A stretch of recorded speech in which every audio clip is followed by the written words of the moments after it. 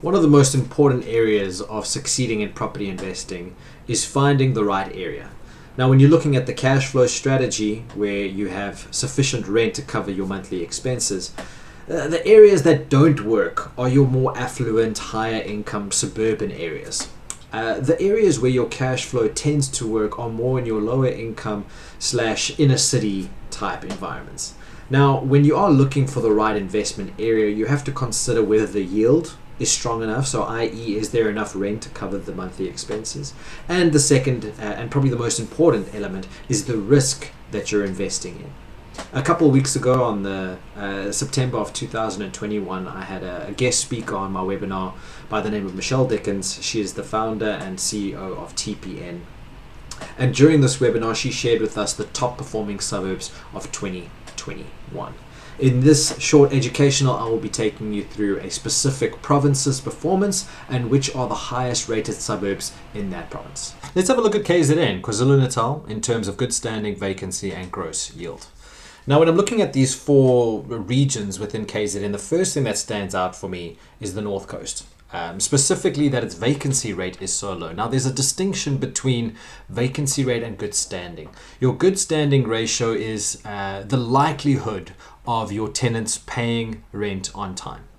The vacancy is the number of empty units within the region. And what I've seen over the last 2 years, especially known as the COVID years, is that the vacancy rate has shot up quite a lot, as well as the good standing ratio has gone down. So the good standing ratio within the North Coast region is not that high. It's actually one of the lower performing areas in KZN.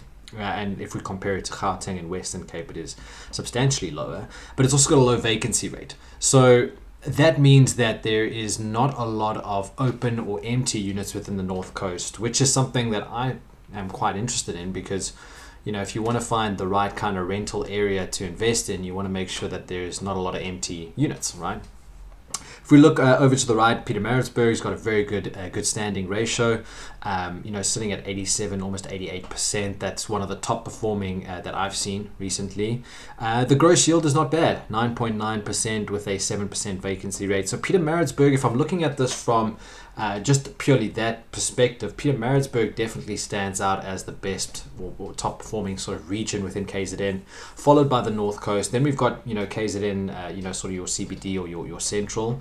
On the far left is sitting at a 10% gross yield, which is pretty average, 78% good standing and a 10% vacancy. Itaquini, that's not looking so good, 14% vacancy rate with a very low good standing ratio. So although the gross yield is pretty attractive, sitting at just above 10%, it's probably not going to be the region that performs the best. So in terms of order of priority, when I'm looking at these, I would say Pietermaritzburg is your top performing area, then North Coast and your KZN area are kind of similar, and then Itaquini is your lowest performing region. Let's dive a little bit deeper to understand where this statistics are coming from. So if we're looking at our top 3 performing sort of suburbs or areas within KZN, we've got Itaquini, we've got the North Coast, and we've got the South Coast. So let's start with Itaquini. I think the first suburb that really stands out for me is this suburb known as Hildeen. Now, I don't have any investments in KZN, so I'm speaking purely on what I'm seeing here from the TPN data. I can't really confirm or certify that any of this information is accurate because I don't have that actual experience in the region. So let's just trust that this data is accurate, and this data is telling us that Hildeen has got a close to 16% capital appreciation rate.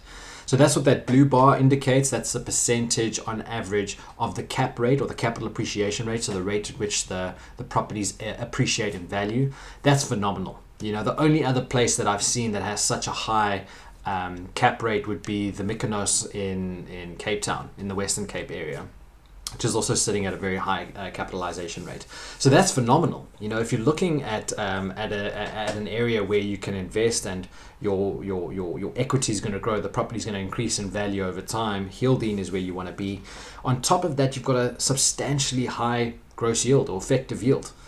So that green bar is telling you how high your yield has gone. So your gross yield in the Hildene area is just shy of 25%. The delinquency rate is, almost negligible.